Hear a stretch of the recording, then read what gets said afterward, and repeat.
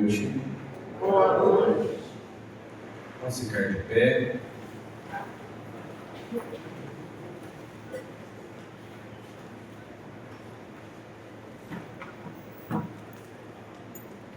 Em nome do Pai, e do Filho, e do Espírito Santo. Amém.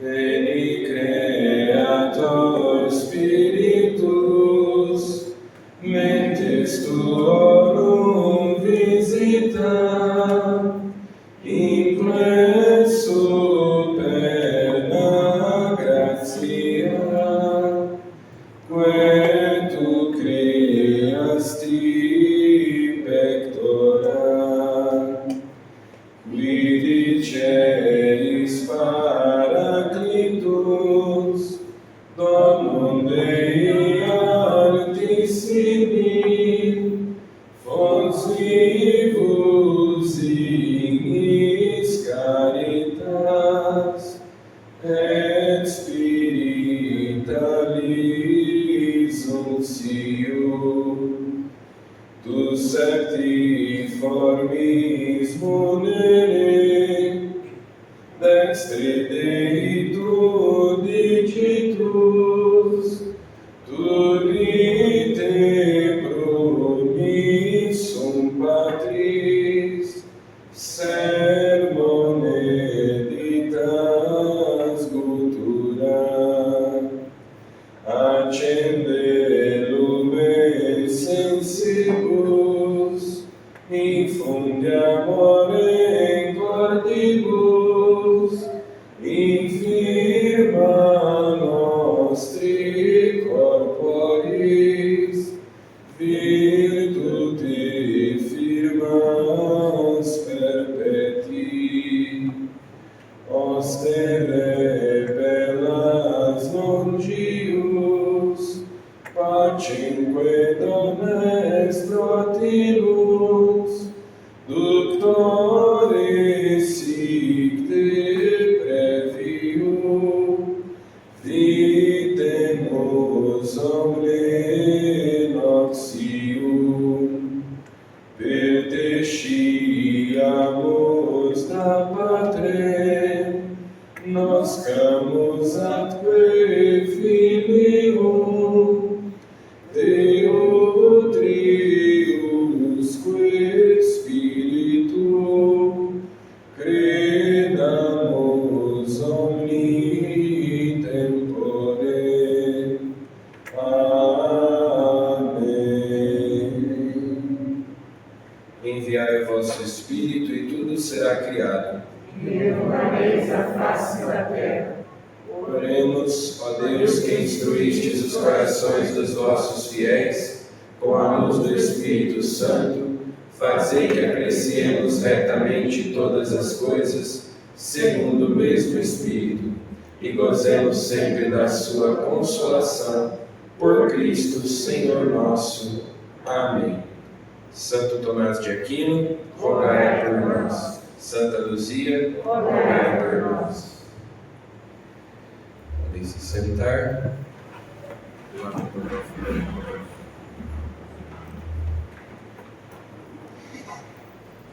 Então, ontem nós iniciamos a nossa investigação, o nosso estudo, porque nós queremos saber qual é a origem da Igreja Católica, ou seja, se ela tem origem divina, se ela tem a sua origem em nosso Senhor Jesus Cristo e nos apóstolos, e qual é o fundamento da sua doutrina, em que nós nos embasamos para afirmar que a verdadeira igreja de nosso Senhor Jesus Cristo, aquela que foi fundada por Ele, é a Igreja Católica. Então ontem nós falávamos sobre o primado de Pedro, o ministério petrino, o poder das chaves que São Pedro recebeu de nosso Senhor Jesus Cristo. Nós então fomos percorrendo as Escrituras. Os nossos irmãos protestantes costumam perguntar para nós: onde é que está na Bíblia o Papa, por exemplo, né? Onde é que está na Bíblia o Papa? Então, nós procuramos todas as passagens que fundamentam o primado de Pedro. Eu sei que são muitas passagens que nós lemos ontem, uma depois da outra, mas é justamente para nós percebermos que o material é abundante. Às vezes o protestante vem com um versículo bíblico tentando desmontar a doutrina católica com um versículo bíblico, e nós então respondemos com dezenas de versículos que demonstram que de fato Jesus estava fundando o novo povo de Deus, estabelecendo uma nova aliança.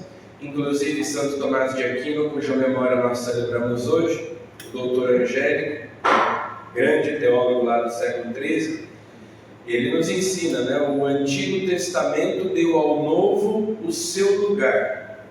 Era sombra o antigo povo, o que é velho cede ao novo, foge à noite, chega à luz. Então, quando Jesus escolhe os 12, e o número não é por acaso, é porque eram 12 as tribos de Israel, ele quer dizer que estes são os patriarcas, estes são os pais do novo povo de Deus que ele está fundando, e que Pedro será o chefe, será a cabeça, ele é a rocha, porque o próprio Cristo é a rocha, e Jesus faz dele o seu vigário. Tudo isso nós vimos ontem. Agora, a pergunta é: por que a igreja tem a sua sede em Roma? Por que o bispo de Roma é sucessor de São Pedro? E nós terminamos vendo aquela citação da carta de São Pedro, na qual o próprio São Pedro diz que ele está em Babilônia, em Roma. Obviamente, Jesus estava providenciando pastores para a sua igreja, uma hierarquia que não podia acabar com os apóstolos, que devia continuar ao longo dos séculos. Jesus não estava fundando uma igreja para 100 anos. Jesus estava fundando uma igreja para a eternidade. Então, obviamente, aquilo que Jesus entregou aos apóstolos precisava ter uma continuidade histórica, que é o que nós chamamos de sucessão apostólica. E, portanto, também o ministério petrino devia passar a sucessores. Então, agora, nós vamos continuar o tema de ontem com os testemunhos da tradição, os padres da igreja. Acho que todo mundo aqui já ouviu falar da patrística. A patrística é o estudo dos padres da igreja, dos pais da igreja, os primeiros bispos. E nós vamos ver como a tradição concorda com a Escritura e confirma que houve, após a era dos apóstolos, uma continuidade daquilo que nós vimos. Então, o que os primeiros cristãos falaram sobre o papado, sobre o ministério petrino, sobre o primado de Pedro, sobre o papel da igreja de Roma, se ela tinha já nos primeiros séculos a primazia. Lembrando que nós começamos falando sobre o mito de Constantino. Então os protestantes vão dizer que tudo isso foi inventado depois de Constantino, que seria, segundo eles, o fundador da Igreja Católica. Mas nós vamos ver como os padres da igreja do primeiro, segundo, terceiro séculos, portanto antes de Constantino, já confirmavam para nós que a igreja de Roma tinha primazia, que o bispo de Roma era sucessor de São Pedro e ele tinha autoridade sobre as outras igrejas, não como os outros bispos. Vejam, Dom João Inácio Miller, arcebispo metropolitano de Campinas, nosso bispo. Ele é bispo de Campinas, ele não manda nada lá em Jundiaí. Lá em Jundiaí o bispo é outro, da diocese de Jundiaí. Aqui do nosso lado, Amparo, é outra diocese. Dom João não manda lá. Ele é bispo de Campinas. Agora o Papa não, ele tem uma jurisdição universal. O bispo da Igreja de Roma, ele não é bispo só da Igreja de Roma, mas ele, como Papa, ele tem jurisdição universal, plenos poderes sobre toda a Igreja, por ser sucessor de São Pedro, né? Então, vamos ver aí o que a tradição nos diz. Vamos começar com São Clemente de Roma, que viveu mais ou menos, essas datas elas são sempre aproximadas, a gente não sabe exatamente a data de nascimento e de morte de muitos dos padres da Igreja, mas entre mais ou menos 35 e 100, portanto ele está ainda no primeiro século. São Clemente de Roma, para quem não sabe, foi o quarto Papa. Na oração eucarística primeira nós dizemos Lino, Cleto, Clemente. São os 3 primeiros sucessores de São Pedro. Os três primeiros a sucederem São Pedro na Cátedra de Roma.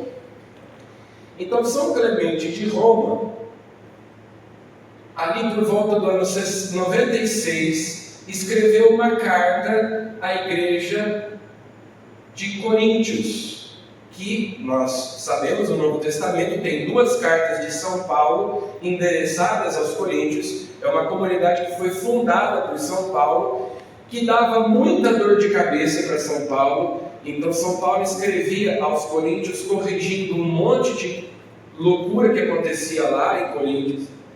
E parece que no final do primeiro século ainda as coisas não iam bem. O que é que aconteceu? Um grupo de leigos, depois os presbíteros da igreja.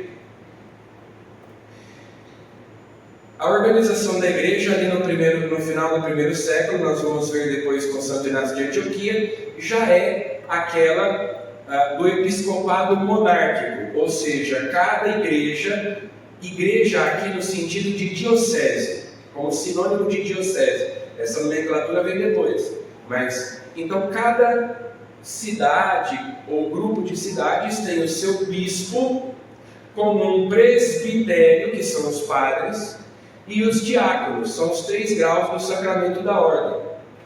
É a estrutura hierárquica sacramental da igreja que nós vemos presente aí já no primeiro século. Então, em Corinto, na cidade de Corinto, um grupo de leigos simplesmente depôs os presbíteros e quis comandar a igreja, governar a igreja. O que é que o Papa São Clemente, lá de Roma, faz? Escreve uma carta, intervindo na situação. O que é que ele tinha a ver com o problema? Ele era bispo de Roma, né? Segundo a ideia protestante, ele era bispo de Roma, ele não tinha nada a ver lá com os coríntios, mas justamente em virtude do seu ministério petrino, como sucessor de São Pedro, sumo pontífice, ele escreve uma carta para intervir no problema. Então, vamos ler um trechinho da carta de São Paulo aos Coríntios. Esse aqui é o começo da carta. A igreja de Deus que vive como estrangeira em Roma, para a igreja de Deus que vive como estrangeira em Corinto, aos que se chamam santificados na vontade de Deus por nosso Senhor Jesus Cristo. Que a graça e a paz da parte de Deus Todo-Poderoso, por meio de Jesus Cristo, se multipliquem entre vós. É uma daquelas saudações muito parecidas com as de São Paulo, né, que a gente até usa na liturgia também. E, continuando. Irmãos, pelas desgraças e adversidades imprevistas que nos aconteceram uma após outra, acreditamos ter demorado muito para dar atenção às coisas que entre vós se discutem. Essas desgraças e adversidades que ele menciona são as perseguições. A igreja estava em Roma passando por um período de grande perseguição, né, a perseguição de Nero. Então, por conta disso, ele demorou demais para dar atenção àquele problema que estava acontecendo em Corinto. Caríssimos, nós nos referimos à revolta abominável e sacrílega que é estranha e alheia aos eleitos de Deus. Alguns poucos, insensatos e arrogantes, acenderam-na, chegando a tal ponto de loucura que o vosso nome venerável, célebre e amado por todos os homens, ficou fortemente comprometido, Ou seja, vocês estão sendo mal falados por aí. O nome de vocês, venerável, célebre, amado por todos os cristãos, né, porque é uma igreja fundada por São Paulo, está sendo mal falado, porque alguns poucos insensatos e arrogantes quiseram depor os presbíteros da igreja. Agora, para colocarmos fim, ele começa a dar uma série de exemplos, né, pulando um trecho aqui, são só algumas partes. Ele dá alguns exemplos do Antigo Testamento, e agora ele vai falar sobre os apóstolos. Agora, para colocarmos fim aos exemplos antigos, passemos aos atletas que nos tocam de perto. Verifiquemos os nobres exemplos da nossa geração. Vejam, ele escreve isso aqui ali em 96. A morte de São Pedro e São Paulo se deu provavelmente ali no ano 64, 67. Então ele está falando 20 anos depois, mais ou menos, da morte de São Pedro e São Paulo. Por ciúmes e inveja foram perseguidos e lutaram até a morte as nossas colunas mais elevadas e retas. Ele está falando de São Pedro e São Paulo, referindo-se a eles como colunas. Fixemos nossos olhos sobre os valorosos apóstolos. Pedro, que por ciúme injusto não suportou apenas uma ou duas, mas numerosas provas, e depois de assim render testemunho, chegou ao merecido lugar da glória. Quero aproveitar, porque nós amanhã, se tudo correr bem, né, falaremos já um pouco sobre a intercessão dos santos. E vocês sabem que alguns protestantes, não todos, mas aqui no Brasil é a maioria, eles acreditam numa doutrina que é a da dormição dos mortos. Eles dizem que as pessoas, quando morrem, ficam dormindo, aguardando a vinda de Cristo. Então, por isso, as pessoas não podem interceder por nós lá do céu, porque não tem ninguém no céu. Os mortos estão dormindo, inconscientes, né? Muitos deles nem acreditam na existência, na distinção entre corpo e alma. Eles dizem que não existe alma. Então a pessoa morre, não está em lugar nenhum, e só quando Cristo vier na parousia e acontecer a ressurreição é que as pessoas vão para o céu ou para o inferno, né? Agora vejam que interessante que ele diz aqui, né, que Pedro, depois da sua morte, chegou ao merecido lugar da glória, ou seja, ele foi para o céu. São Clemente Romano já está dizendo aqui que essa história de que a pessoa morre e fica adormecida e inconsciente não é nisso que os primeiros cristãos acreditavam. Por ciúme e discórdia, Paulo ostentou o preço da paciência. 7 vezes acorrentado, exilado, apedrejado, missionário no Ocidente e no Oriente, recebeu a ilustre glória por sua fé. Ensinou a justiça no mundo todo e chegou até os confins do Ocidente, dando testemunho diante das autoridades. Assim deixou o mundo, ou seja, morreu, e foi buscar o lugar santo. Ele que se tornou o mais ilustre exemplo da paciência. Então aqui também, a respeito de São Paulo, está dizendo, morreu e foi para o céu, né? A esses homens de conduta santa juntou-se grande multidão de eleitos, os mártires, que por ciúme suportaram muitos insultos e torturas, transformando-se no mais belo exemplo entre nós. Pode ir? Então vejam, Santo Inácio, São Clemente de Roma, o quarto Papa, intervém na questão que acontecia em Corinto, demonstrando a sua autoridade apostólica como sucessor de São Pedro, e aqui ele cita a presença em Roma dos apóstolos Pedro e Paulo. Ele diz, vamos citar aqui um exemplo agora da nossa geração, de duas pessoas que conviveram conosco mais de perto, Pedro e Paulo. Por que é que ele cita Pedro e Paulo? Que ele chama de colunas, porque já ali Pedro e Paulo são chamados de as colunas da igreja de Roma. É porque o chão da igreja de Roma foi regado com o sangue desses apóstolos, que Roma se tornou a sede da igreja, né? Embora a igreja tenha começado lá em Jerusalém, mas sobretudo depois da destruição do templo no ano 70. Mas já antes disso, porque os apóstolos já estavam lá, né? Então, a sede da igreja, ela caminha junto com São Pedro.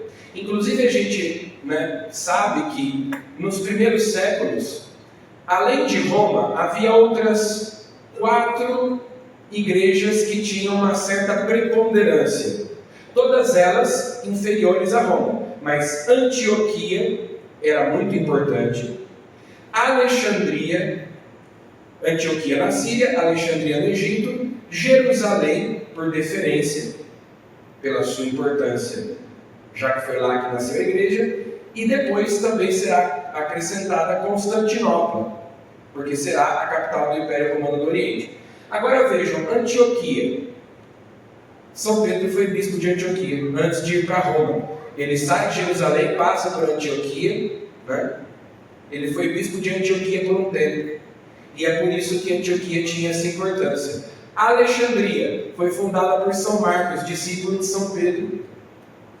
Então, de certo modo, as igrejas que tiveram preponderância e importância, além de Roma, são todas igrejas, exceto Constantinopla, porque ela entra aí só depois, porque ela será a nova Roma, né, a Roma do Oriente, mas porque São Pedro passou por essas igrejas, certo? Então, mostrando aqui a autoridade dos apóstolos Pedro e Paulo. Santo Inácio de Antioquia morreu ali no ano 107. Então, Santo Inácio de Antioquia, segundo a tradição, foi discípulo de São João Apóstolo. E também ele é contemporâneo de São Policarpo, bispo de Esmirna. São Policarpo também foi discípulo de São João. Então ele conviveu em Antioquia, a cidade também, né? Como eu disse, São Paulo passou por ali, São Pedro passou por ali. Então Santo Inácio foi um que conviveu com os apóstolos. Santo Inácio de Antioquia, ali no ano 107, ele foi levado a Roma para ser martirizado. E nessa viagem a Roma ele escreveu cartas a várias igrejas. Uma delas, a igreja de Esmirna, os esmirnenses. E essa é uma das 7 igrejas do Apocalipse, né? Se a gente vai lá no Apocalipse, São João escreve as cartas às igrejas. Uma delas é a igreja de Esmirna, que tinha como bispo São Policarpo, que nós vamos mencionar depois também. São Policarpo, discípulo de São João. Então vejam só, o que é que Santo Inácio diz aí? Segui todos o bispo, como Jesus Cristo segue o Pai. Segui o presbitério como os apóstolos. Respeitai os diáconos como a lei de Deus. Ninguém faça sem o bispo coisa alguma que diga respeito à igreja. Tenha-se por legítima somente a Eucaristia feita sob a presidência do bispo ou de um delegado seu. É por isso que até hoje na oração eucarística nós mencionamos o nome do Papa e do bispo do lugar, pelo nosso servo Papa Francisco, o nosso bispo João Inácio. Não é só que a gente está rezando pelo bispo, é que a Eucaristia só é legítima se ela é celebrada pelo bispo ou por um delegado seu. Ou seja, nós temos que, para celebrar a Eucaristia, estar em comunhão com o bispo, porque o bispo é sucessor dos apóstolos. Isso aqui é começo do 1º século, do 2º século, aliás, final do 1º século, começo do 2º século. Nós já temos aqui a estrutura hierárquica da igreja, o episcopado monárquico, segundo o qual cada diocese tem um bispo, um presbitério, lembrando que a palavra presbítero significa ancião, né? É o padre, e os diáconos, e que tudo deve ser feito em comunhão com o bispo. Isso aqui, né, Santo Inácio já apresenta para nós. A comunidade deve reunir-se onde estiver o bispo, do mesmo modo que onde está Jesus Cristo, está a Igreja Católica. Essa é a primeira menção na história da expressão Igreja Católica, na carta de Santo Inácio de Antioquia aos Esmirnenses, no ano 107. Constantino nem sonhava em nascer, né?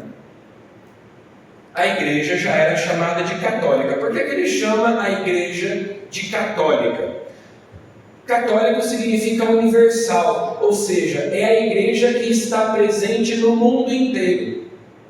É a igreja, porque Jesus disse: ide pelo mundo inteiro, pregar o evangelho a toda criatura. Então, é essa igreja que está em comunhão, e aqui, já nessa época, começam a surgir as primeiras heresias. A palavra heresia significa partido, significa escolha. Então, o primeiro significado da palavra católico, igreja católica, é esse: é a igreja presente no mundo inteiro. Mas muito cedo, a palavra católico também vai ser usada como contraposição à igreja dos hereges, que são seitas, que são partidos, que são grupos separados da igreja universal. Nós temos a igreja católica, a igreja universal, que conserva a fé apostólica, integral, não adulterada, não falsificada, e, em contrapartida, as seitas, ou seja, os grupos heréticos, que se separaram da igreja católica. Isso aqui já no segundo século, essa nomenclatura se desenvolve, né? Sem união ao bispo não é permitido batizar nem fazer o ágape. O ágape era a refeição que ainda nessa época se fazia no contexto da Eucaristia, porque como eles celebravam a Eucaristia nas casas, então eles se reuniam, celebravam a Eucaristia e depois, como às vezes a gente faz também, né, tem lá um cafezinho, tem lá um lanchinho, cada um leva um pãozinho, um refrigerante, né, e depois da missa tem uma confraternização. Eles chamavam isso de o ágape. Então, sem o bispo não se faça o batismo, não se celebra a Eucaristia. Por que ele está dizendo isso? Ele está combatendo a heresia dos gnósticos, que eram, né, grupos que estavam separados dos bispos ordenados pelos apóstolos, sucessores dos apóstolos. Mas tudo que ele aprovar será do agrado de Deus, e assim tudo quanto se fizer será firme e legítimo. Vamos lá? O mesmo Santo Inácio de Antioquia escreve uma carta aos romanos, que é para onde ele está indo, onde vai ser martirizado. Vamos ver o que ele diz para os romanos. Inácio, chamado também Teóforo, que significa portador de Deus, né? A igreja que alcançou misericórdia pela magnificência do Pai Altíssimo de Jesus Cristo, seu Filho unigênito. A igreja escolhida e iluminada pela vontade daquele que quis tudo o que existe, segundo a caridade de Jesus Cristo, nosso Deus. A igreja, veja, ele está se dirigindo à igreja de Roma. Quem é a igreja de Roma? A igreja que tem a presidência na região dos romanos. O que é que ele está dizendo aqui? Que a igreja de Roma tem a presidência. Ela preside as demais. Por que ela preside as demais? Porque o seu bispo é o sucessor de Pedro. Digna de Deus, digna de honra, digna de ser proclamada bem-aventurada, digna de louvor, digna de ser ouvida. Se você pega as outras cartas de Santo Inácio, ele nunca faz esse monte de elogio. Só para a igreja de Roma ele faz essa lista de elogios, né? Digna de Deus, digna de honra, digna de ser proclamada bem-aventurada, digna de louvor, digna de ser ouvida.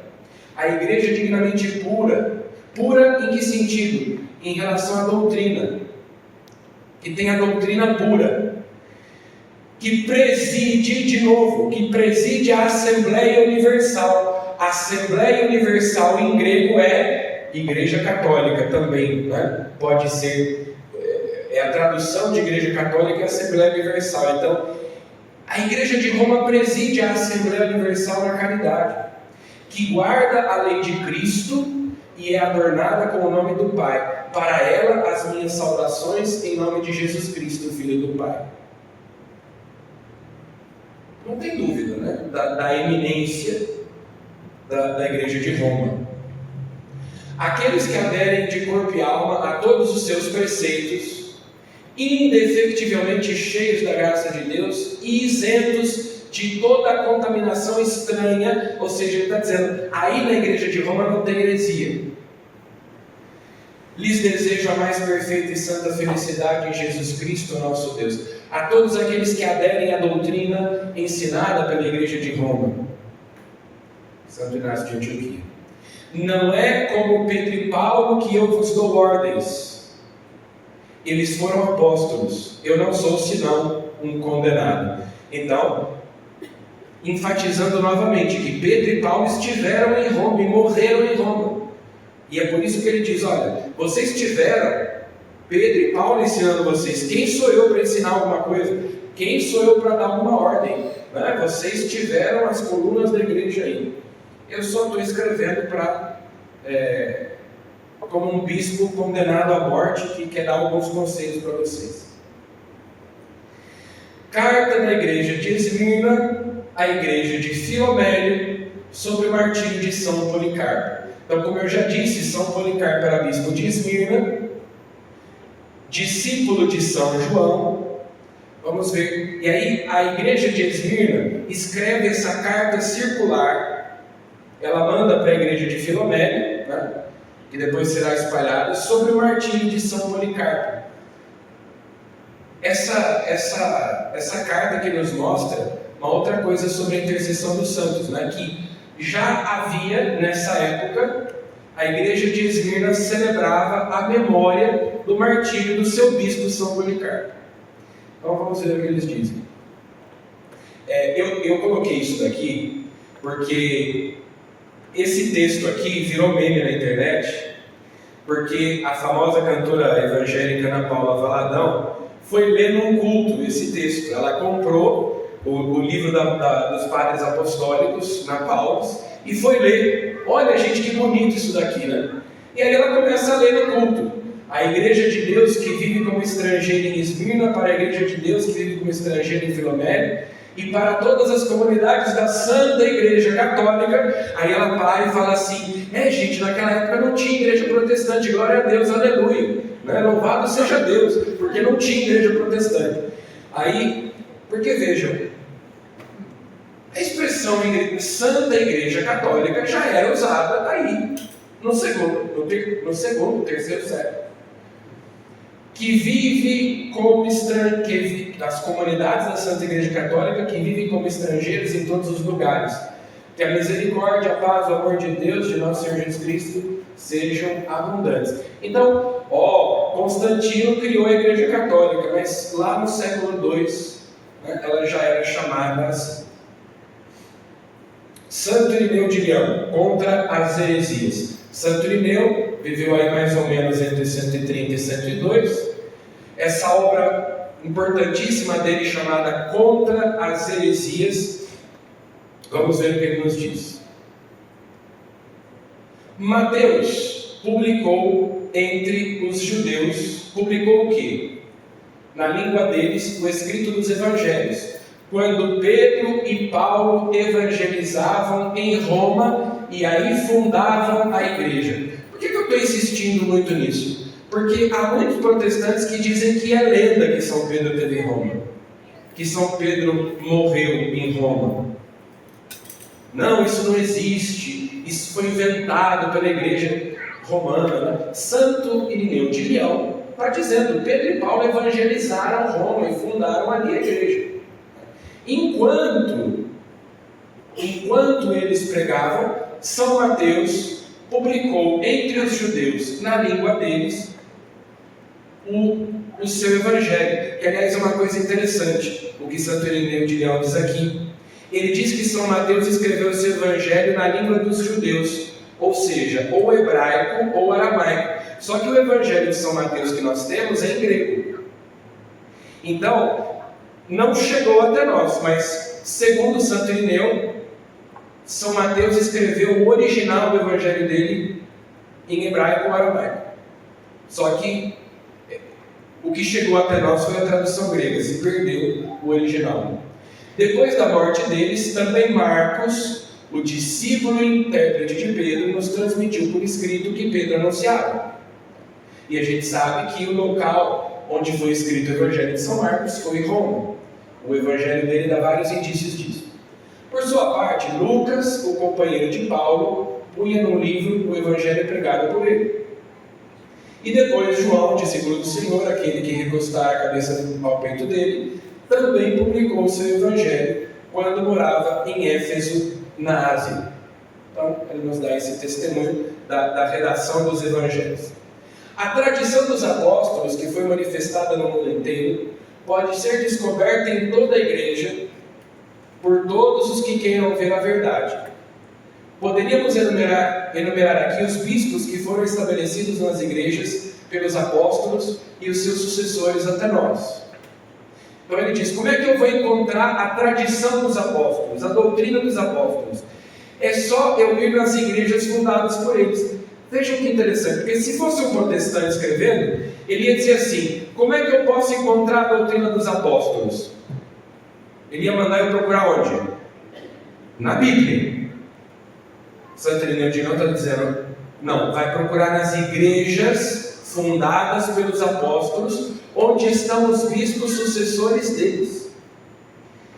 Mas, visto que seria coisa bastante longa elencar numa obra como esta as sucessões de todas as igrejas, limitar-nos-emos à maior e mais antiga e conhecida por todos.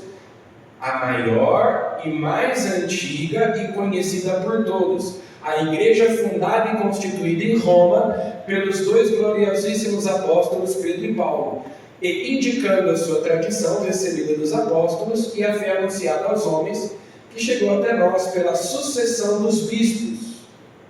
Refutaremos todos os que de alguma forma, quer por enfatuação ou vanglória, quer por cegueira ou por doutrina errada, se reúnem prescindindo de qualquer legitimidade.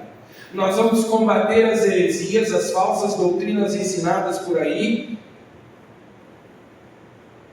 demonstrando a tradição, a sucessão apostólica do bispo de Roma. Então, vamos lá? Com efeito, deve necessariamente estar de acordo com ela, por causa da sua origem mais excelente, toda a igreja. Está em acordo com ela quem? Com a igreja de Roma.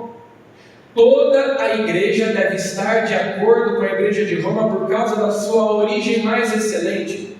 Os fiéis de todos os lugares, porque nela sempre foi conservada de maneira especial a tradição que deriva dos apóstolos. Aí eu pergunto, qual que é a tradição apostólica da Igreja Universal do Reino de Deus? Quem foi que ordenou o bispo de Macedo? Bom, vamos lá. Os bem-aventurados apóstolos que fundaram e edificaram a igreja transmitiram o governo episcopal a Lino.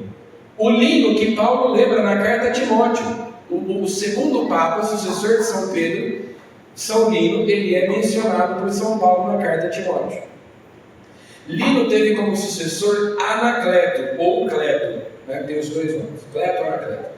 Depois dele, em terceiro lugar, depois dos apóstolos, coube o episcopado a Clemente, São Clemente Romano, que nós lemos agora há pouco, que viram os próprios apóstolos e estiveram em relação com eles, que ainda guardava viva em seus ouvidos a pregação deles, e diante dos olhos a tradição. A pregação, ele escutou. Não é que ele leu a Bíblia, não é que ele leu o relato, ele conviveu, ele ouviu com os próprios ouvidos. São Clemente Romano. E não era o único, porque nos seus dias viviam ainda muitos que foram instruídos pelos apóstolos. Olha a palavra que Santo Irineu de Leão usa: pontificado. Sai fora. Pontificado. Não posso sair, senão sai. O pontificado de Clemente. Surgiram divergências graves entre os irmãos de Corinto. Então, a igreja de Roma enviou aos coríntios uma carta importantíssima, que é a carta aos romanos, que nós lemos um trechinho agora há pouco, para reunir-nos na paz, reavivar-lhes a fé e reconfirmar a tradição que que há pouco tempo tinham recebido dos apóstolos. Claro? A este Clemente sucedeu Evaristo, a Evaristo Alexandre, em seguida depois, sexto depois dos apóstolos foi Cisne, e assim Santo Irineu vai até o Papa da época dele, para dizer que, olha, o atual bispo de Roma, que é o sumo pontífice, é o que tem o pontificado, ele sucedeu. Se a gente vai remontando, né, quer dizer, eles foram conservando toda a sucessão dos bispos de Roma, dos papas, ao longo da história, que nós temos até hoje. Com esta ordem e sucessão, chegou até nós na igreja a tradição apostólica e a pregação da verdade. Esta é a demonstração mais plena de que é uma e idêntica à fé vivificante que fielmente foi conservada e transmitida na igreja desde os apóstolos até agora. Então, essas palavras elas são muito importantes, olha, conservada e transmitida. Porque quando nós falamos em tradição, tradição é transmitir, é entregar aquilo que eu recebi. Então, eu recebi, eu conservei, ou seja, eu não adulterei, eu não falsifiquei, eu conservei integralmente aquilo que eu recebi, aquilo que me foi transmitido, e eu então passei para frente. Isso é tradição. E Santo Irineu de Leão recorre a ela para combater as heresias do seu tempo. Podemos ainda lembrar Policarpo, São Policarpo de Esmirna, né, que nós mencionamos, que não somente foi discípulo dos apóstolos e viveu familiarmente com muitos dos que tinham visto o Senhor, mas que pelos próprios apóstolos foi estabelecido bispo na Ásia, na igreja de Esmirna. Nós o vimos na nossa infância. Santo Irineu de Lyon, ele era de Esmirna, ele conheceu São Policarpo. É o que ele está dizendo aqui. Eu, Santo Irineu, quando era criança, conheci São Policarpo, ele já era velho. Nós o vimos na nossa infância porque teve vida longa e era muito velho quando morreu com glorioso e esplêndido martírio. Então, nós estamos falando de gente que conviveu com os apóstolos, né? E que tem, meu Deus do céu, se eu sou protestante e eu leio isso aqui, eu caio duro no chão, eu tenho um infarto. Porque é uma linguagem toda católica, né? Não por acaso, muitos exegetas protestantes do século XX, 19 e 20, chegaram à conclusão de que a corrupção da igreja não se deu em Constantino, mas se deu na era apostólica.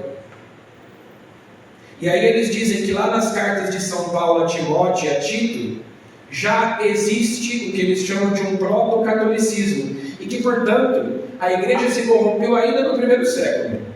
Ou seja, é mais fácil dizer que os apóstolos estavam errados, né, do que aceitar que a igreja católica foi fundada por Cristo. Então vamos dizer que a própria Bíblia já traz uma mensagem corrompida em relação à mensagem de Cristo, né? Tudo bem. Ora, ele sempre ensinou o que tinha aprendido dos apóstolos, que também a igreja transmite, que é a única verdade.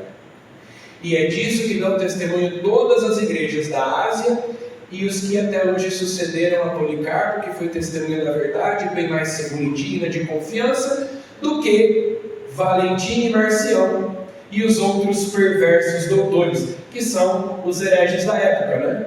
Aqui a gente pode colocar, né, Lutero, Calvino e assim por diante. Esses aqui eram os protestantes da época. Orígenes. Pedro, finalmente, tendo ido para Roma, lá foi crucificado de cabeça para baixo. Então, Eusébio de Cesareia, na história eclesiástica, conservou esse fragmento de Orígenes, dizendo que o martírio de São Pedro se deu em Roma e que ele foi crucificado de cabeça para baixo. Discurso contra Probo do presbítero de Roma Caio, no ano 199. Eu, porém, posso mostrar o troféu dos apóstolos Pedro e Paulo.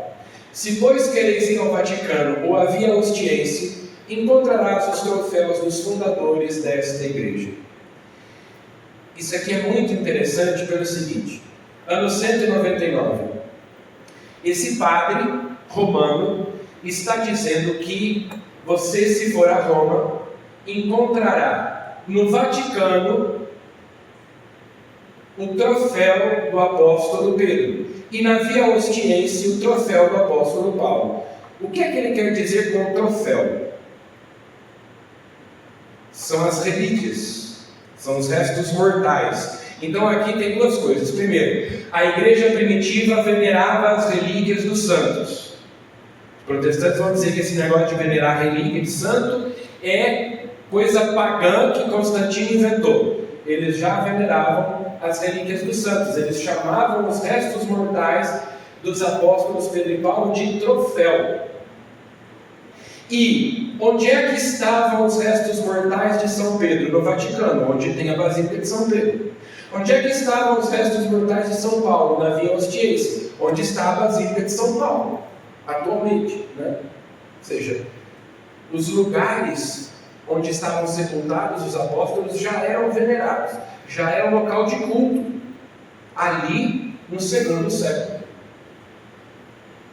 E, nós temos aí, eu coloquei, na década de 50, em 1940, 1950, o Papa Pio XII começou a acontecer o que começou a ter uns problemas ali no altar. Esse aqui é o altar da confissão, né, no Vaticano, o altar principal. E foi necessário fazer escavações. E fazendo escavações, eles encontraram o túmulo de São Pedro, exatamente embaixo ali, né, porque Constantino construiu uma basílica sobre o túmulo de São Pedro.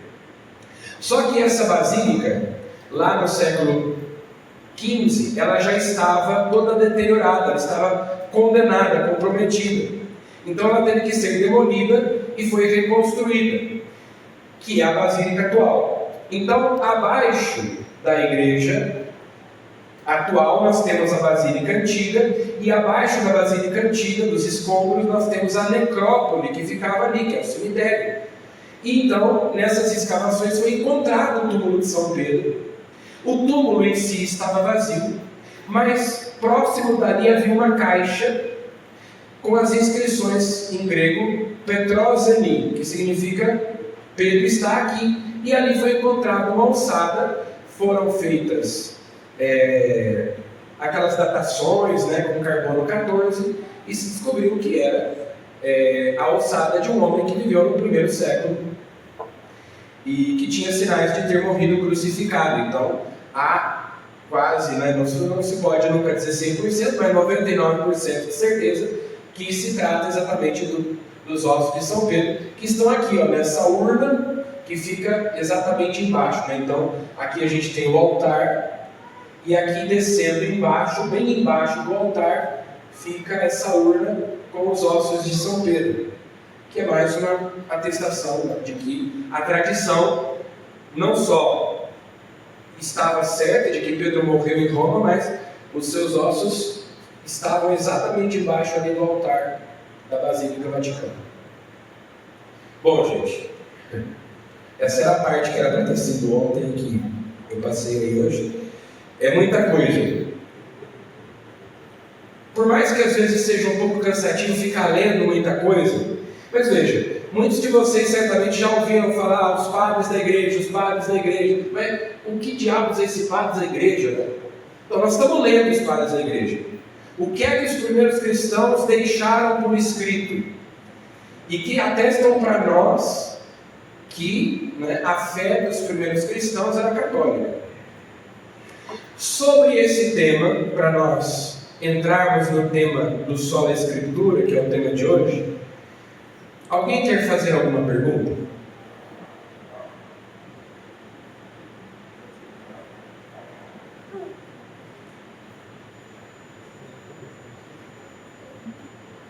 Não? Sim.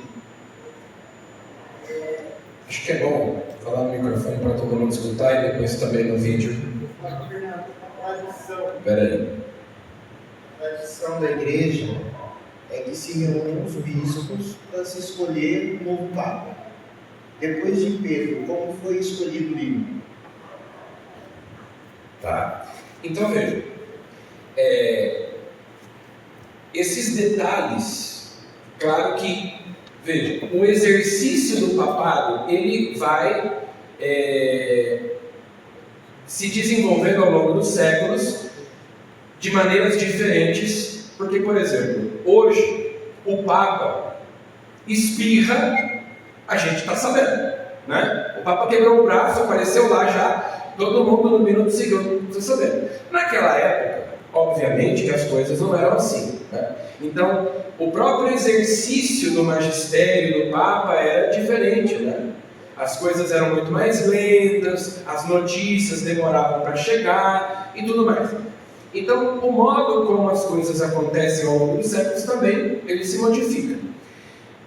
Hoje, se reúnem os cardeais, né? O Papa ele escolhe alguns bispos, não necessariamente bispos, podem ser padres também, que depois aí, em geral são ordenados bispos, e aí os cardeais se reúnem para escolherem o novo Papa, no conclave. Nem sempre foi assim. Nesses primeiros anos da igreja, nos primeiros séculos, geralmente era o presbitério de Roma. Então os presbíteros de Roma se reuniam e escolhiam dentre eles, né, porque é o bispo de Roma. Então isso é interessante, porque o Papa, quando ele é nomeado, ele é eleito para ser o bispo de Roma, e consequentemente ele se torna Papa por ser o bispo de Roma, né? Mas ele não recebe uma nova ordenação. O sacramento da ordem só tem 3 graus: diácono, padre, bispo. 3 graus. Não tem um 4º grau, que é o grau do papado. Ele não vai receber um sacramento, ele não vai ser ordenado de novo. Ele é bispo. Só que ele assume uma função, que é o ministério pedrino, como bispo de Roma, né? Então, tem a missa inaugural do pontificado, em que ele recebe as insígnias, etc. Mas ele não vai ser ordenado como um bispo. Houve na história da igreja, né, padres que foram ordenados, que foram eleitos papas, ou até leigos que foram eleitos papas, e aí eles tiveram que receber a ordenação episcopal, porque eles não tinham ordenação, né? Hoje em dia, os cardeais são todos bispos, mas naquela época se reunia o presbitério, os padres, e elegiam dentre eles um bispo. Os bispos, muitas vezes, nesses primeiros séculos, eles eram escolhidos por aclamação popular. Então, morria o bispo, o povo aclamava, né? O povo, nós queremos fulano de tal. O povo, né, junto com... Então, muitos bispos, Santo Agostinho mesmo, ele foi eleito bispo contra a vontade dele, ele era padre. O povo quis que ele, quando eu digo o povo, né, os padres ali, o presbitério, quis que ele fosse bispo de Hipona, e ele aceitou, mas muito disso acontecia por aclamação, né? O povo, os presbíteros se reuniam, então, mas aí lá na Idade Média surgiu esse mecanismo do conclave, e daí cada vez mais essa escolha passou a ter um caráter mais universal, portanto mais católico. Então não só gente ali de Roma, né? Mas então hoje a gente tem cardeais do mundo inteiro para que a escolha seja representativa, né? A gente tenha cardeais do mundo inteiro ali escolhendo o Papa.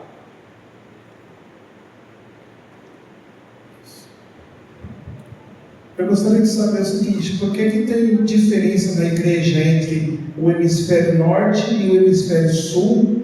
E se ao longo desses 2000 anos da igreja, nenhum Papa não quis deixar tudo igual? Diferença em que sentido?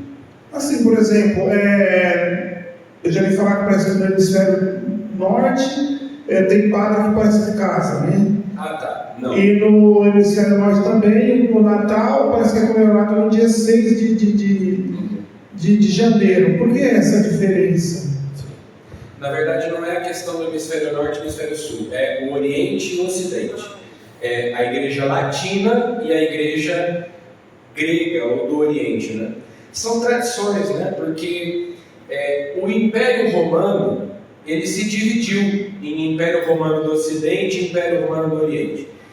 E o Oriente, ele conservou mais a língua grega e o Ocidente mais a língua latina. E essa diferença de cultura e de língua fez com que tradições diferentes fossem se desenvolvendo, a ponto de, lá no começo do segundo milênio, ter havido o cisma do Oriente, e muitas igrejas do Oriente se separaram de Roma, e assim nasceram as igrejas ortodoxas, né? Que, aliás, as igrejas ortodoxas, elas têm sucessão apostólica, elas têm tradição apostólica. Então, no Oriente, nós temos igrejas que são vinculadas a Roma, que estão debaixo da autoridade do Papa, que são igrejas católicas orientais, e nós temos as igrejas ortodoxas, que são aquelas que se separaram de Roma lá no começo do segundo milênio. Então, são tradições que foram se desenvolvendo. É importante que a gente faça essa distinção. Uma coisa é a tradição, a sagrada tradição, com T maiúsculo, que é a tradição apostólica, e as tradições, que são os costumes que existem nas igrejas, né? Então, nós, na Igreja Latina, celebramos o rito romano. Mas no Oriente nós temos diferentes ritos. Então nós temos o rito maronita, nós temos o rito melquita, copta, bizantino e por aí vai, né? São ritos diferentes. Então se você vai à missa maronita, por exemplo, na nossa arquidiocese nós temos a paróquia São Charles, que é uma paróquia maronita. Se você vai à missa lá, você tem que o rito da missa é todo diferente. Por quê? Porque é uma outra tradição litúrgica. Então, no Oriente, de fato, se manteve a questão dos padres casados.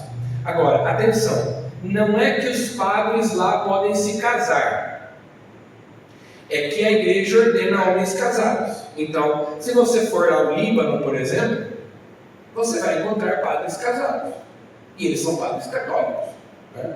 Então, no Oriente existe, na Igreja do Ocidente se preferiu, né, conservar a questão do celibato obrigatório. Por quê? Isso é uma norma disciplinar da Igreja, isso não é um dogma de fé. É uma norma disciplinar da Igreja. Então, na Igreja Latina se preferiu o celibato obrigatório, na Igreja do Oriente nós temos a possibilidade de ordenar homens casados. Mas, por exemplo, se alguém é ordenado solteiro, ele já não pode se casar. Como é o caso dos diáconos permanentes, né? Os diáconos permanentes podem ser casados, mas se ele fica viúvo, ele não pode se casar de novo. E agora, nas igrejas do Oriente, os bispos têm que ser celibatários. Então os bispos só são escolhidos dentre os padres celibatários. Você não pode ter bispo casado. Então é porque existem tradições litúrgicas diferentes. Então o calendário litúrgico deles é diferente do nosso. E por isso que o Natal se celebra em 6 de janeiro e não é 25 de dezembro. São culturas diferentes, né? Por isso tradições que se desenvolveram ao longo dos séculos paralelamente. Isso, passa para todo mundo escutar. Então, mas das igrejas pertencem à igreja católica ou não? Sim, as igrejas orientais católicas, sim. Então, nós temos no Oriente tanto igrejas orientais católicas e nós temos igrejas ortodoxas, né? Agora, por exemplo, eu disse, nós temos aqui na nossa diocese a paróquia maronita São Charles, que a igreja maronita é uma igreja do Líbano, da tradição do Líbano. Mas por que tem então uma igreja maronita aqui no Brasil, aqui em Campinas? Por conta da comunidade libanesa, né? Houve a imigração dos libaneses para cá, e como havia uma grande comunidade libanesa, se estabeleceu, né? Havia uma comunidade católica libanesa, se estabeleceu ali uma paróquia de rito maronita. mas, em princípio, é um rito oriental e não um rito do Ocidente. E no Ocidente nós tínhamos também no passado outras tradições litúrgicas, mas com o passar do tempo se adotou no Ocidente praticamente apenas o rito romano. Mas nós tínhamos, por exemplo, em Milão até hoje, se você for a Milão, na Catedral de Milão, se reza a missa não no rito romano, mas no rito ambrosiano, que remonta a Santo Ambrósio, de Milão, né? O bispo lá da época de Santo Agostinho. Se você vai a Toledo, na Catedral de Toledo, na Espanha, se celebra no rito moçárabe. Em Paris, existia o rito parisiense. Na diocese de Lyon, na França, de Santo Irineu de Lyon, existia o rito lionês. Inclusive São João Maria Vianney, o santo por andar, celebrava no rito lionês, não no rito romano. Então você tem tradições litúrgicas. E quando a gente fala em tradição, então isso é importante, né? Não é só os escritos dos padres da igreja. Na liturgia nós temos a tradição da igreja. Como a igreja reza ao longo dos séculos? Ali nós temos a tradição. Na arquitetura, você vai a uma catedral medieval, uma catedral gótica. Ali você tem na arquitetura, nas pinturas, nos vitrais, um testemunho da tradição da igreja, da fé da igreja, naquelas obras de arte. Na música, no canto gregoriano, nós temos ali a tradição da igreja, como a igreja reza, porque lex orandi, lex credendi. A lei da oração é a lei da fé, nós rezamos aquilo que nós cremos. Então, não é só na Bíblia. A Bíblia é a palavra de Deus inspirada, mas a tradição também dá testemunho da fé recebida dos apóstolos. Tudo bem? Podemos seguir? Porque nós vamos ter que, não vamos conseguir falar sobre tudo o tema de hoje, vai ter que ir para amanhã, mas vamos ver o que dá para falar hoje. Então a ideia era justamente nós entrarmos nessa coisa do sola scriptura, que é um dogma protestante, que nós vamos ver que não encontra respaldo nem na Bíblia nem na tradição. O que é sola scriptura? É uma expressão em latim que significa somente a Bíblia. Então, quando o protestante vem e diz para nós assim, mas onde é que está escrito isso na Bíblia? É uma armadilha. Porque você vai tentar argumentar com ele na Bíblia, ele vai perguntar onde é que está o Papa na Bíblia. Aí você vai dizer, Jesus falou para Pedro, tu és Pedro, fica essa pedra. Mas onde é que está isso na Bíblia? Onde é que está o purgatório? Então, cada vez que você responde uma coisa, ele vai te perguntar outra. Ou seja, você vai ficar sempre na defensiva. Então, na verdade, nós temos que atacar o fundamento da fé protestante, que é o sola scriptura, e mostrar que o sola scriptura não é Bíblia. E que os primeiros cristãos não acreditavam na sola scriptura. Essa coisa de que não, tem que estar lá na Bíblia, cadê? Eu quero ver, cadê na Bíblia? Isso não faz sentido.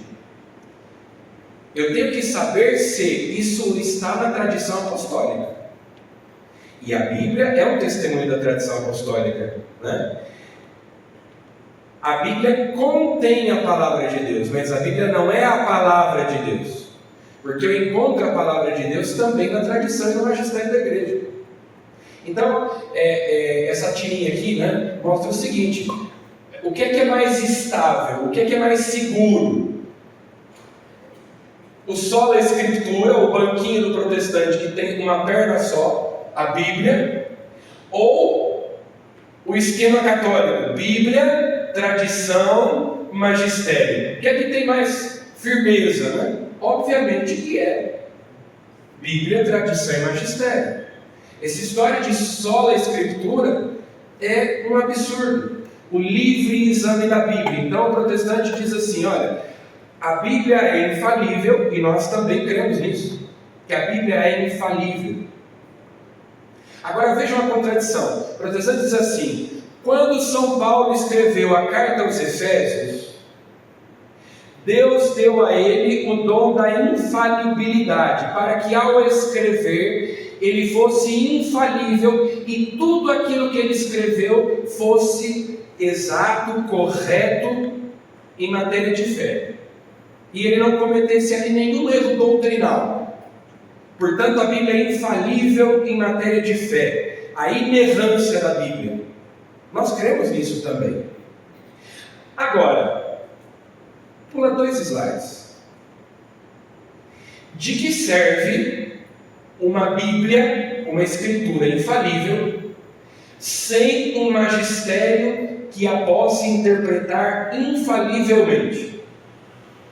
Tá bom, a Bíblia é infalível. Eu leio e entendo uma coisa, ele lê e entende outra, ela lê e entende outra. De que adianta a Bíblia ser infalível se cada um lê e entender uma coisa diferente? Não adianta nada. Então, eu preciso de um magistério infalível. O que é o magistério da igreja? São os mestres, são os pastores, é o Papa e os bispos, né? Então, o protestante crê que os agiógrafos, que é o nome que a gente dá para os autores da Bíblia, para quem escreveu, os autores sagrados, os agiógrafos receberam a infalibilidade para escrever, mas a igreja não tem infalibilidade para interpretar. Mas não serve para nada uma Bíblia infalível sem um magistério infalível, porque senão eu estou interpretando errado, a Bíblia é infalível, mas deu no mesmo, né? Então, o esquema católico é o seguinte: a Escritura, ela é inspirada por Deus, ela é infalível, ela é inerrante, mas para interpretá-la, eu preciso da tradição, que é o ambiente mais amplo no qual a Bíblia foi escrita, porque nem tudo está na Bíblia de modo claro, nem tudo está na Bíblia de modo explícito. Então eu preciso ler a Bíblia dentro do contexto mais amplo da tradição, e é o magistério quem interpreta, quem tem legitimidade para interpretar. O protestante acredita no livre exame da Bíblia, ou seja, cada pessoa individualmente tem autoridade para interpretar a Bíblia, e ela então é assistida pelo Espírito Santo para ler e compreender. Problema: isso não funciona. Porque se funcionasse, não existiriam milhares e milhares e milhares de igrejas diferentes ensinando cada uma uma coisa. Então, o batista, por exemplo, diz que não pode batizar criança, mas o luterano, o presbiteriano batizam criança. O metodista, o anglicano, tem igrejas que ordenam mulheres, pastoras, e outras não, dizem que isso não é bíblico. Tem igreja que tem os sacramentos, tem igreja que não tem, né, que acredita na existência de sacramentos, não os 7 sacramentos, mas que existe algum sacramento, pelo menos o batismo, a ceia. Outras dizem que não, e assim por diante. Então, se eu agora decidir assim, não, eu acho que a Igreja Católica está errada, eu acho que o certo é eu acreditar só na Bíblia, eu vou virar protestante. Tá, mas eu vou ser qual protestante que eu vou ser? Eu vou ser daquele que batiza a criança ou do que não batiza a criança? Do que ordena a mulher ou do que não ordena a mulher? Do que guarda o sábado ou do que guarda o domingo? Todos eles dizem que creem na Bíblia e que as suas doutrinas são bíblicas. Então, na verdade, eles dizem que não tem tradição, mas eles têm tradição. Experimenta ir numa igreja calvinista e pregar que não existe predestinação. Os calvinistas acreditam em predestinação, que é uma doutrina sui generis, né, que só eles acreditam nessa história. Se você não ouviu falar nisso, os calvinistas, os presbiterianos são calvinistas, discípulos de Calvino. Calvino dizia que as pessoas nascem predestinadas para o céu ou para o inferno, que não existe livre-arbítrio. Então, você ou é predestinado à salvação ou à condenação. E não importa o que você faça, você já está predestinado. Então, segundo Calvino, Deus cria algumas pessoas para irem para o céu e cria outras pessoas para irem para o inferno. Não existe livre-arbítrio. Você não escolhe nada. Você já está condenado ao inferno. Mas eu não quero ir para o inferno. Mas Deus te criou para ir para o inferno. E essa é a soberania de Deus. Ele tem direito de te mandar para o inferno. Mas eu não quero. Mas Deus te criou para ir para o inferno. Você não é um eleito de Deus. Pronto. Claro que nenhum calvinista acha que ele não é o eleito de Deus, né? Todos eles acham que são eleitos. Todos eles acham que vão para o céu, por serem calvinistas. Agora, experimenta um batista, por exemplo, ir lá na igreja presbiteriana e dizer que não existe predestinação. Ele vai ser escorraçado. Experimenta um presbiteriano ir numa igreja batista dizer que tem que batizar as crianças. Ele vai ser posto para fora. Aliás, que, por exemplo, eu recomendo muito para vocês, quem não conhece, o canal do professor Eduardo Faria. Chama-se Catolicismo Blindado, o canal dele no YouTube. O Eduardo Faria, ele é um ex-protestante, um ex-pastor presbiteriano, o canal dele é excelente, muito inteligente, ele faz lives, vídeos muito interessantes sobre esses temas. E ele conta uma história de um pastor presbiteriano que foi convidado para pregar numa igreja batista. E ele chegou lá, naquele dia o culto era o culto da Santa Ceia. E ele não pôde tomar a Santa Ceia. Vejam, ele foi chamado para pregar na igreja. Mas como ele era presbiteriano, e como presbiteriano ele foi batizado quando criança, e os batistas acham que batismo de criança não é válido, como ele então não era batizado, ele não podia participar da Santa Ceia. Ele pôde pregar no culto, mas não pôde participar da Santa Ceia. Agora vejam a loucura disso, porque se eles dizem que o batismo dele não é válido, eles estão dizendo que ele é pagão. Então eles chamaram um pagão para pregar na igreja deles. Olha a loucura do negócio. Mas todos eles juram de pé junto que eles só creem na Bíblia. Eles só estão ensinando o que a Bíblia ensina. Só que na verdade eles têm tradição. Só que é a tradição calvinista, é a tradição batista, é a tradição pentecostal, é a tradição metodista, é a tradição luterana. Eles têm as tradições deles de interpretação da Bíblia. Ou seja, eles jogaram fora a tradição apostólica dos padres da igreja e criaram cada um a sua própria tradição. Portanto, não é que eles acreditam na Bíblia, eles acreditam na interpretação que eles dão para a Bíblia, o que eles entenderam. Então, se eu leio a Bíblia e entendo que o que ela está dizendo é diferente do que o meu pastor está pregando, eu vou lá e fundo a minha igreja. Mas o Espírito Santo então está dizendo para um que é uma coisa, está dizendo para o outro que é outra coisa. Veja, o esquema não funciona, não fecha. Eu preciso de uma tradição e de um magistério que me sirvam de baliza para eu interpretar a Escritura corretamente. Senão vira essa Babilônia, tá? Cada um falando uma coisa e ninguém se entendendo. Então pode voltar. Vejam só, esse esqueminha aqui é interessante pelo seguinte: o que é isso daqui? São duas estantes, né, com vários livros. Então isso aqui é uma maneira diferente de nós enxergarmos a Bíblia. Ali nós temos o Antigo Testamento, né, os 5 livros do Pentateuco, 16 livros históricos, 7 sapienciais, 18 proféticos. Então lá no Antigo Testamento nós temos 46 livros. Novo Testamento, Evangelhos e Atos, as cartas, 7 de Paulo, 3 discípulos, 3 pastorais, 7 cartas apostólicas e Apocalipse. Então são 27 livros aqui no Novo Testamento, 46 lá no Antigo Testamento. 27 com 46 dá 73. 73. Eu sempre falo que é fácil de lembrar. Quantos livros tem na Bíblia? Na Bíblia Católica tem 73 livros. 7 é o número da perfeição, né? Perdoar 70 vezes 7. 7 sacramentos. 7. 3 é a Trindade, Pai, Filho e Espírito Santo. Então 73 é o número da perfeição. A Bíblia Protestante, estão rindo porque eles já sabem o que eu vou falar. São 66 livros. É fácil de guardar também. 6 é o número da besta. Então, 66 são... Por quê? Porque faltam 7 livros. Eles vão dizer, a Igreja Católica acrescentou livros na Bíblia. Não é que nós acrescentamos. Eles tiraram, né? Agora, essa diferença, ela se dá aqui no Antigo Testamento. O Novo Testamento é igual, é 27 livros. A diferença está lá no Antigo Testamento, porque eles consideram a Bíblia hebraica, nós consideramos a Bíblia grega. em parte, né? Não a chamada Septuaginta.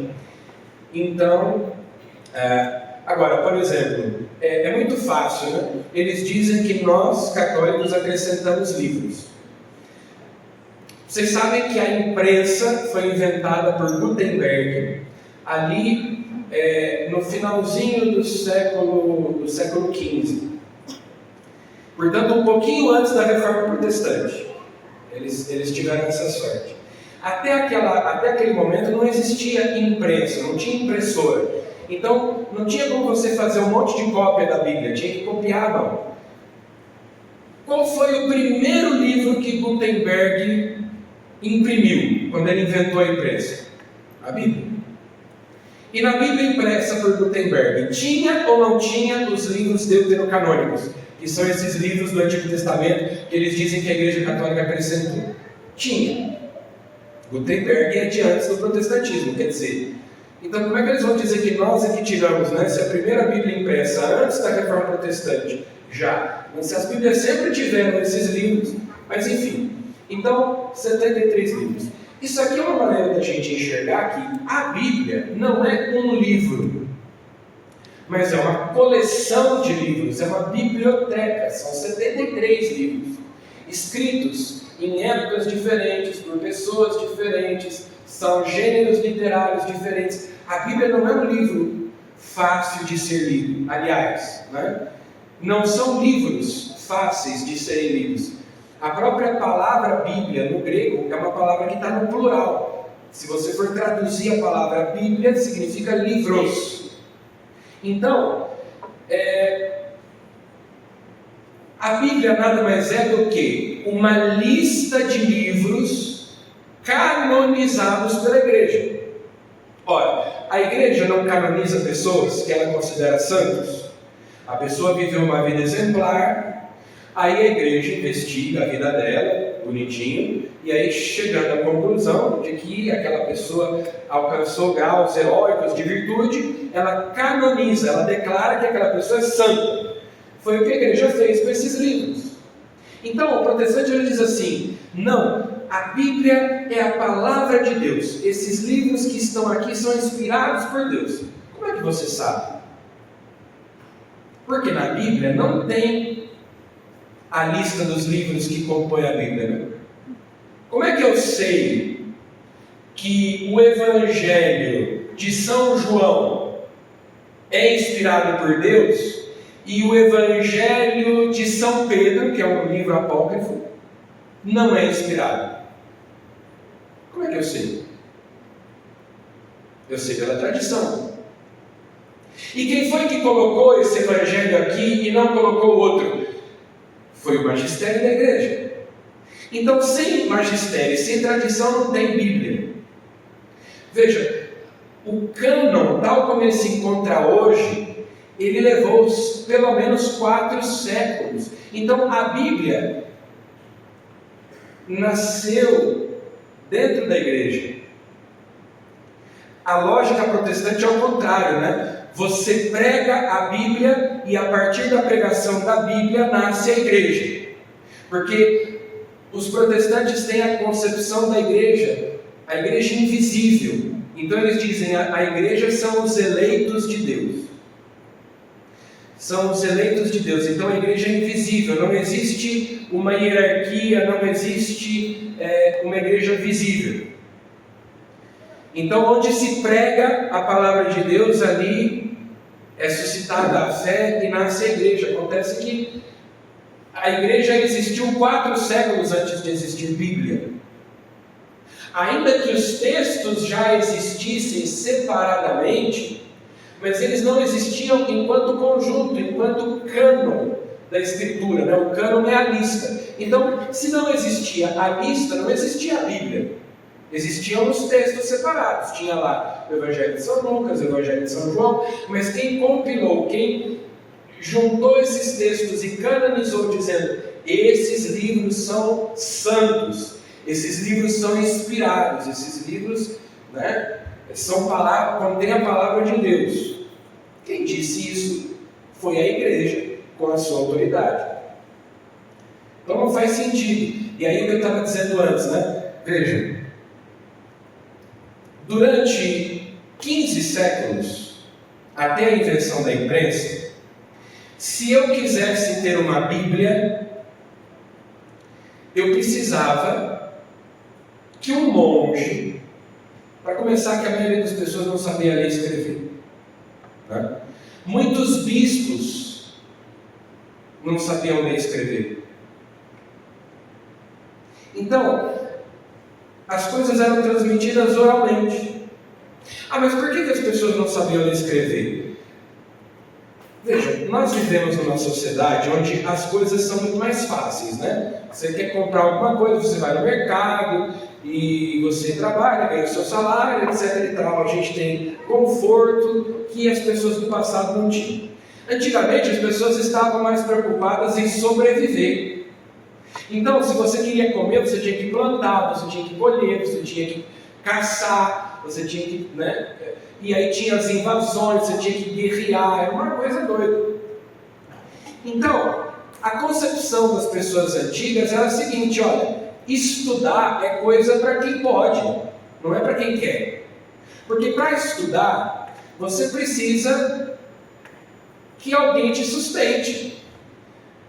Porque do contrário, você precisa trabalhar, você precisa, né, na enxada. Até pouco tempo atrás, né, eu já escutei isso de muitas pessoas de mais idade, dizendo assim: ah, padre, eu não aprendi a ler e escrever, queria ter estudado, não pude, porque meu pai falava que a nossa caneta era enxada. Não é? Não tem essa história? A nossa caneta é enxada. Por quê? Porque para aquele pessoal que vivia na roça, não tinha estudar para quê? Você não vai ser médico, a sua vida é trabalhar na roça, você tem que tirar o sustento dali, você tem que trabalhar, né? Então, essa era a concepção. Quem que estudava? Quem que aprendia a ler e escrever? Os monges. Os monges que tinham tempo para isso, que inclusive precisavam saber ler e escrever para recitar o ofício, né? A liturgia das horas, etc. Então, além do que? Papel, tinta, tudo isso era muito caro. Muito caro. Então, como é que fazia? Eu quero ter uma Bíblia. Eu preciso que um monge vá lá na biblioteca do mosteiro, pegue uma Bíblia, papel, tinta, caneta, pena, no caso, e vá copiando. Então, você imagina copiar uma Bíblia, palavra por palavra, letra por letra. Quanto tempo mais ou menos? Se dedicando horas por dia. Leva mais de um ano para copiar uma Bíblia inteira à mão. E não é que eles só copiavam, né? Os monges eles enfeitavam, eles faziam iluminuras, pinturas, né? Porque afinal de contas são as sagradas escrituras, não é só copiar. A gente tem que enfeitar, tem que fazer a coisa bem ornamentada. Então, se a gente pega as Bíblias da Idade Média, elas eram todas, né, cheias de pinturas, as chamadas iluminuras e tudo mais. Então, imagina, levava às vezes 2, 3 anos para copiar, um monge copiar uma Bíblia. E enquanto aquele monge estava copiando aquela Bíblia, não tinha como o outro copiar também, né, porque só tinha um exemplar. Então, veja, a coisa era difícil. Quem conservou a Bíblia foi a igreja, através dos chamados monges copistas. Não era assim, imprime 1000 Bíblias aí. Aí, quando surgiu a imprensa, no finalzinho do século XV, aí sim dava para fazer um monte de cópia e distribuir. Então, até quando dizia assim, a igreja escondia a Bíblia das pessoas, não deixava as pessoas lerem a Bíblia. Primeiro, a maioria das pessoas não sabia ler e escrever. Segundo, os exemplares da Bíblia eram escassos, eram poucos. Às vezes, num mosteiro, você tinha 2, 3 cópias da Bíblia para todo mundo. Então, por isso, inclusive, as pessoas exercitavam muito a memória. Santo Tomás de Aquino, que nós celebramos hoje, tinha praticamente a Bíblia toda de cor. E só de ouvir a recitação no mosteiro diariamente, eles iam decorando. Então, eles prestavam atenção, o leitor ia lá, lia, imagina na missa, né? A pessoa vai lá ler e você fica prestando atenção e vai decorando. Porque não vai ter uma Bíblia para cada um ir lá depois conferir o texto. Só tem uma Bíblia para o mosteiro inteiro, às vezes. A coisa era difícil. Então, né? Quando o protestante diz que na Idade Média as pessoas não sabiam a Bíblia, as pessoas sabiam muitas vezes a Bíblia de cor. Santo Tomás sabia, e outros tantos santos dessa época sabiam a Bíblia de cor, sabiam recitar trechos inteiros de cor, né? E as pessoas analfabetas tinham, né, nas igrejas também as pinturas, os afrescos, os vitrais, né, com cenas dos evangelhos, com cenas das escrituras. Agora, então de fato a coisa era complicada, né? E então as pessoas não, a igreja proibia as pessoas de lerem a Bíblia. As pessoas não sabiam ler, não tinha a Bíblia para todo mundo ler. E vejam, a Bíblia não é um livro fácil de ser lido e interpretado. Não por acaso muita gente lê a Bíblia e interpreta de maneira errada, né? Então era isso que a igreja diz: olha, cuidado, né? Porque você pode ler a Bíblia e começar a tirar um monte de conclusão errada dela, por interpretar mal. Além do mais, né, Lutero traduziu a Bíblia para o alemão. Na época de Lutero já existiam outras traduções da Bíblia para o alemão. Já existiam traduções para o francês, já existiam traduções para o inglês, já existiam traduções. Quando Lutero traduziu a Bíblia para o alemão, já existiam várias traduções para várias línguas. O problema não era esse.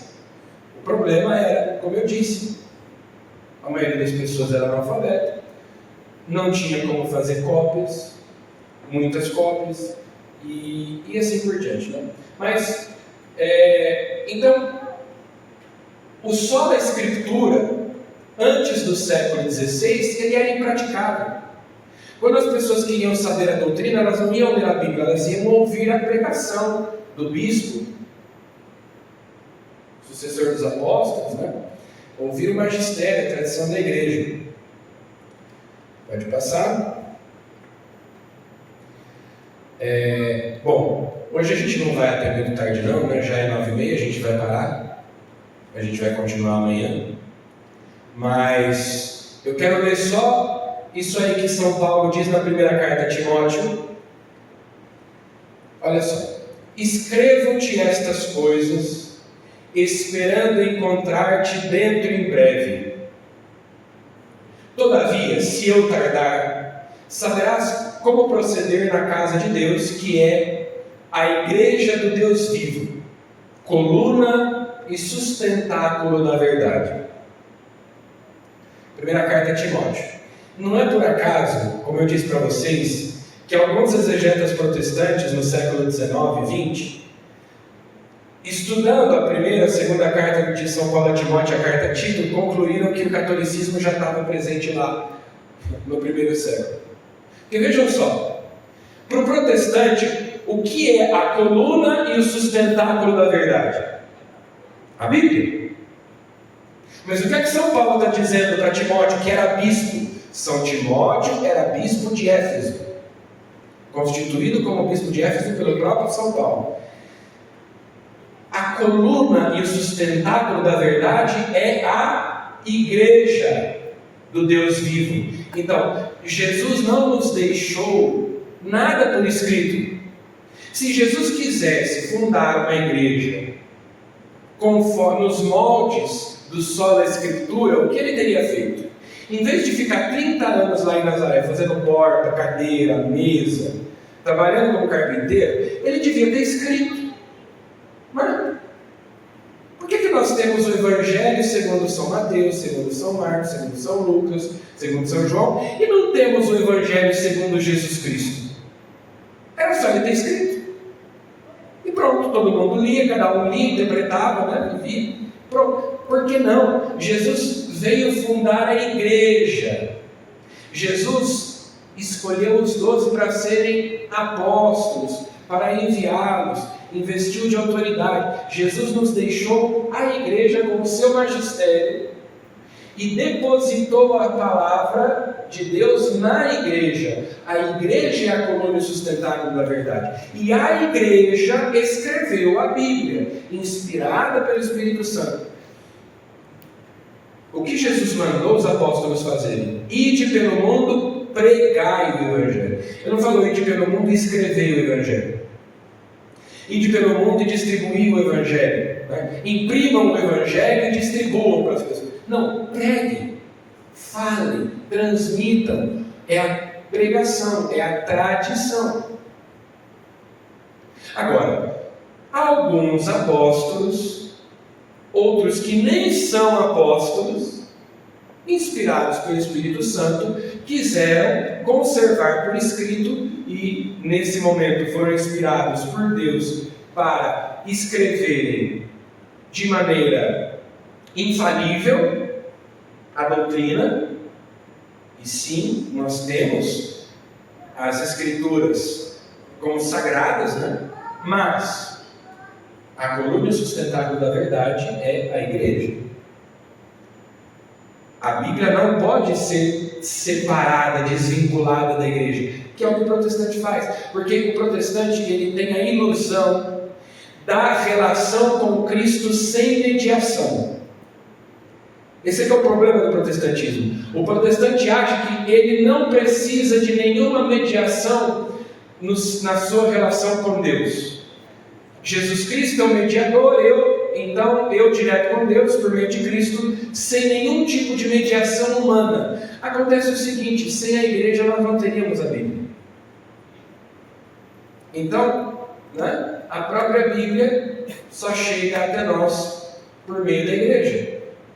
Não existe isso de não ter mediação. Então nós católicos sabemos que essas mediações, elas não só são necessárias, como elas foram instituídas pelo próprio Cristo. Então o protestante diz: eu não preciso de sacramentos, eu não preciso de Eucaristia, eu não preciso de batismo, de crisma, de confissão, eu me confesso direto com Deus. O protestante ele não vai à igreja porque o protestante acha que precisa ir à igreja. Nós católicos sabemos que se a gente não vai à missa no domingo, a gente comete pecado mortal, porque nós precisamos da Eucaristia. O protestante não. Ele vai para ouvir a palavra, porque o pastor vai pregar e vai interpretar e explicar para ele a Bíblia. Mas ele pode fazer isso em casa. Ele não precisa ir na igreja para isso. Então ele entende que a igreja não é necessária. A igreja são os eleitos de Deus, a igreja é invisível. Não precisa de mediação, não precisa de santo, não preciso de relíquia, não preciso de imagem, não preciso de água benta, não preciso de nada. Eu me resolvo direto com Deus. A soberba, assim, né, monumental. Mas essas mediações humanas, elas não só são necessárias, como elas são queridas por Deus e foram instituídas por Ele. Então, a igreja do Deus vivo é a coluna e o sustentáculo da verdade. Jesus não teve o cuidado de escrever nada, mas Ele teve o cuidado de escolher os apóstolos, de transmitir a sua doutrina para eles e de enviá-los para pregar o Evangelho. Isso sim Ele fez. Aí Ele nos deixou a igreja. Muito bem. Não vamos nos alongar mais. Alguém quer fazer alguma pergunta? Dá para fazer uma perguntinha ou duas antes de rezar.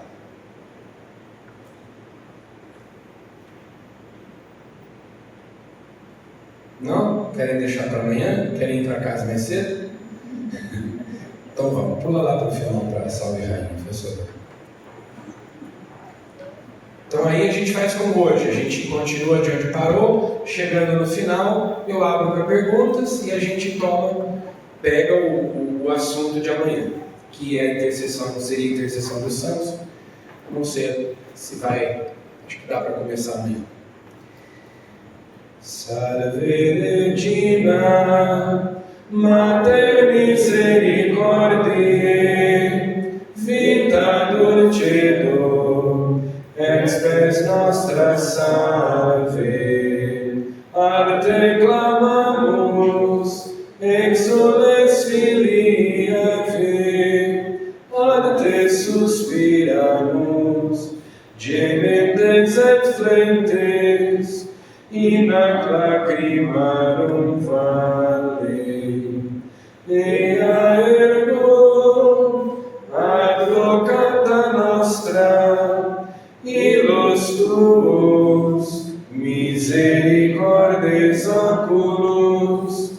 ad nos converte, et Iesum benedictum fructum ventris tui, nobis post hoc exilium ostende. O clemens, o pia, o dulcis Virgo Maria. Ave Maria, cheia de graça, o Senhor é convosco.